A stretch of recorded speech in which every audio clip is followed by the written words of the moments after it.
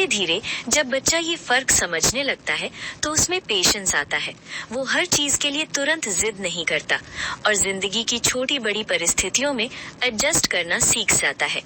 याद रखिए, नीड और वांट का फर्क जितनी जल्दी बच्चा समझ लेता है उतना ही वो आगे चलकर समझदार फैसले लेना सीखता है और यही आदत उसे जिंदगी भर मदद करती है। तीसरी बात, तुरंत हाँ या ना मत बोलिए। जब बच्चा कोई चीज मांगता है तो हमारा सबसे आम रिएक्शन होता है या तो तुरंत हाँ कह देना या फिर बिना सुने सीधा ना बोल देना। लेकिन सच ये है कि दोनों ही आदतें आगे चलकर बच्चे की जिद को और मजबूत कर देती है। जब आप हर बार तुरंत हाँ बोल देती हैं, तो बच्चे को ये लगने लगता है कि मांगते ही चीज मिल जाएगी। फिर धीरे धीरे उसकी एक्सपेक्टेशंस बढ़ने लगती हैं और वो हर बात पर डिमांड करने लगता है। और जब आप बिना सोचे समझे सीधा ना बोल देती हैं, तो बच्चे को लगता है कि उसकी बात सुनी ही नहीं गई। बस यहीं से जिद, रोना और गुस्सा शुरू हो जाता है। इसलिए सबसे समझदारी भरा जवाब होता है, मैं सोच कर बताऊंगी। ये एक छोटा सा वाक्य बहुत बड़ा असर करता है। बच्चा अचानक शांत हो जाता है क्योंकि उसे लगता है कि उसकी बात टाली नहीं गई, सिर्फ अभी फैसला नहीं हुआ है। और दूसरी तरफ आपको भी सोचने का समय मिल जाता है कि ये चीज सच में जरूरी है या नहीं, अभी लेनी चाहिए या बाद में, और किस तरह बच्चे को समझाया जा सकता है। जब बच्चा देखता है कि फैसले सोच समझ कर लिए जाते हैं, तो वो भी धीरे धीरे धैर्य रखना सीखता है। याद रखिए, हर मांग का जवाब तुरंत देना जरूरी नहीं। कभी कभी सोच कर बताऊंगी कहना बच्चे को जिद से समझदारी की तरफ ले जाने का सबसे आसान तरीका होता है। चौथी बात, बीच का सल्यूशन दीजिए। जब बच्चा कोई महंगी या तुरंत पूरी न होने वाली चीज मांगता है, तो हमारा पहला रिएक्शन होता है सीधा नहीं कह देना। लेकिन बच्चे की नजर से सोचिए, उसके लिए वो चीज सिर्फ एक खिलौना या सामान नहीं होती, बल्कि उसकी चाहत होती है जिसे वो अभी और यहीं पाना चाहता है। अगर आप उसी पल सख्ती से मना कर देती हैं, तो बच्चा खुद को इग्नोर्ड महसूस करता है और जिद और बढ़ जाती है। ऐसे समय पर सबसे अच्छा तरीका होता है बीच का रास्ता निकालना।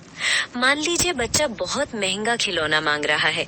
आप सीधे मना करने के बजाय कह सकती हैं, अभी ये बहुत महंगा है, लेकिन हम इससे मिलता जुलता कोई छोटा खिलौना देख सकते हैं। या अगर तुम थोड़े दिन इंतजार कर लो तो हम इसे किसी खास मौके पर ले सकते हैं।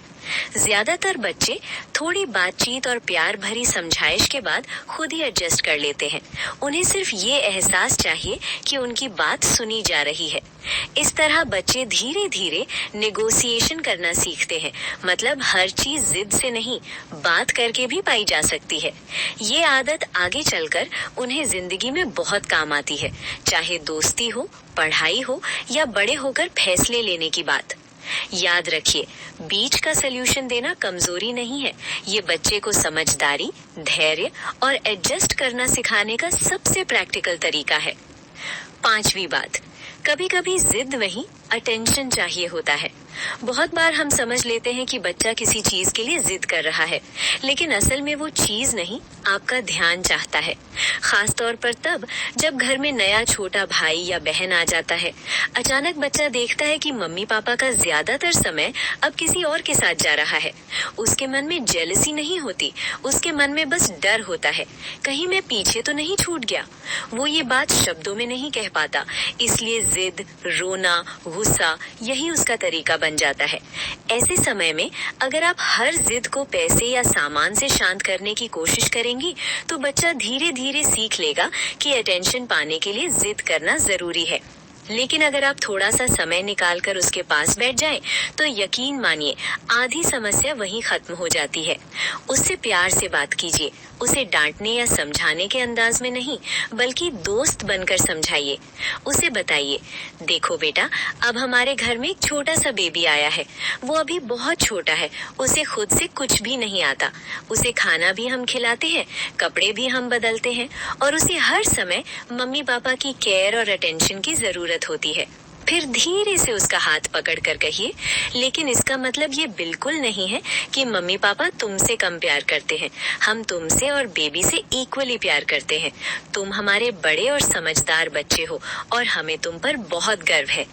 उसे महसूस कराइए कि वो रिप्लेस नहीं हुआ है, बल्कि अब वो घर का बड़ा हेल्पर बन गया है। जब आप उसे जिम्मेदारी का एहसास देंगे, तो उसके अंदर इनसिक्योरिटी की जगह प्राइड आ जाएगी। बच्चे जिद इसलिए नहीं करते कि वो बुरे हैं। कई बार वो सिर्फ ये पूछ रहे होते हैं कि आप अभी भी मुझसे पहले जैसा ही प्यार करते हैं। और जब आप रोज 10-15 मिनट सिर्फ उसके लिए निकालेंगे, बिना मोबाइल, बिना डिस्ट्रैक्शन, तो उसे किसी और प्रूफ की जरूरत ही नहीं पड़ेगी। कभी कभी बस गोद में बैठाना, सर पर हाथ फेरना या 10 मिनट बिना मोबाइल के उसके साथ बात करना ही काफी होता है। यकीन मानिए, बहुत सी जिदें बिना 1 रुपया खर्च किए सिर्फ प्यार और अटेंशन से अपने आप खत्म हो जाती हैं। बच्चे को ये एहसास दिलाइए कि चाहे घर में कितने भी लोग हों, मम्मी पापा का प्यार उसके लिए कम नहीं हुआ है। जब बच्चा इमोशनली सिक्योर महसूस करता है, तो उसकी जिद अपने आप कम होने लगती है।